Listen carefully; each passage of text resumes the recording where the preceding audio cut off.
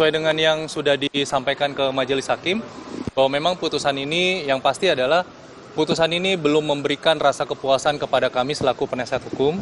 Tapi yang pasti kami harus berdiskusi lebih jauh dengan para klien kami. Makanya kami memutuskan untuk pikir-pikir terlebih dahulu dan ini ada waktu 7 hari. Jadi kita akan lihat kira-kira upaya hukumnya seperti apa, langkahnya seperti apa. Karena yang perlu kami garis bawahi adalah balik lagi. Iya, pertama adalah salinan putusannya juga kami belum terima, jadi kami harus mengetahui apa yang menjadi dasar pertimbangan sehingga amar putusannya seperti yang tadi telah dibacakan oleh Majelis Hakim. Namun yang pasti ada satu poin yang kami tangkap bahwa PT RBT bukanlah penambang ilegal.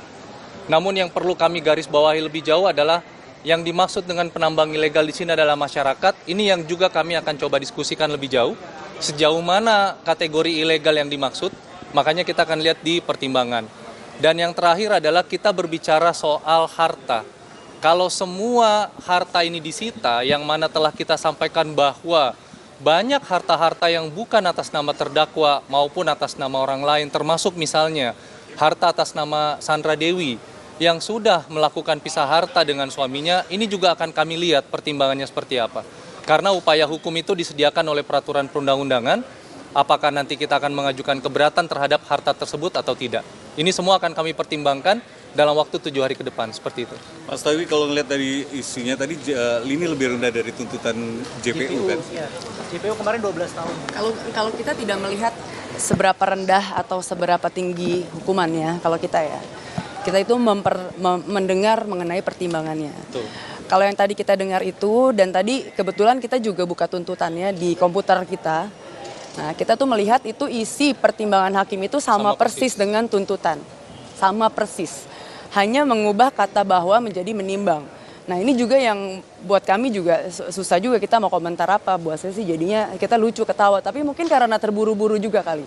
Karena kan seperti kita tahu, kita baru duplik hari Jumat, kemudian ini hari Senin udah harus putusan. Tadi ada tanggapan nggak dari klien Anda bahwa mungkin ada respon dilihat dari tuntutannya hanya 6 tahun dibandingkan? Kita belum sempat tadi melihat bagaimana tanggapan mereka, tapi yang pasti yang cukup mengejutkan yaitu harta itu loh. Harta kan kalau tadi nggak salah dengar disita semua gitu ya? Atau bagaimana ya, disita semua. Sedangkan itu banyak harta yang sudah diperoleh sebelum tempus perkara.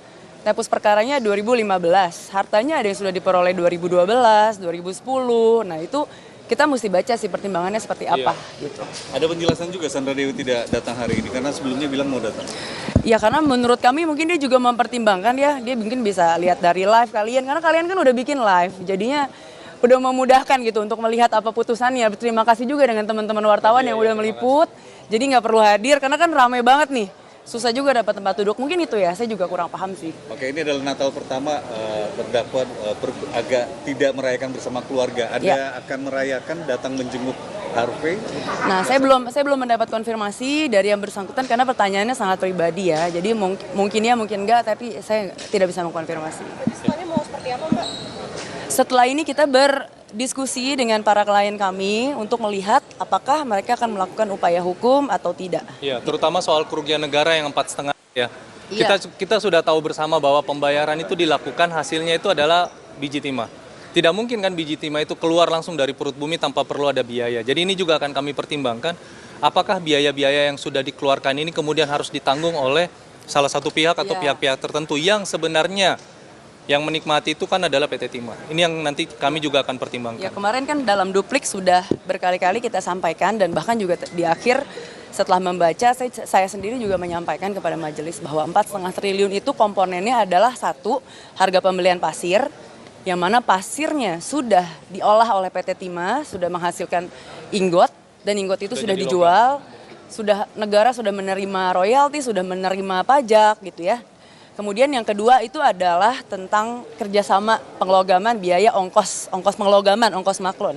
Nah itu juga sudah dipakai buat bayar karyawan, bayar segala macam gitu. Nah menjadi tidak masuk akal bagi kami dan ingin kami baca pertimbangannya apa yang menyebabkan majelis hakim harus ditanggung. Iya, memutuskan 4,5 triliun itu harus ditanggung oleh Bapak Suparta gitu. Jadi mungkin tanggapan kami yang membingungkan itu masalah itu. Namun ya balik lagi kami tunggu pertimbangannya dulu, salinan putusannya. Kami ada waktu 7 hari untuk pikir-pikir dan setelah itu kami akan tentukan upaya hukum apa yang akan kami lakukan. Demikian ya. Ya. Ya. Udah, Cukup ya. Terima kasih. Terima kasih. Bapak duduk Pak.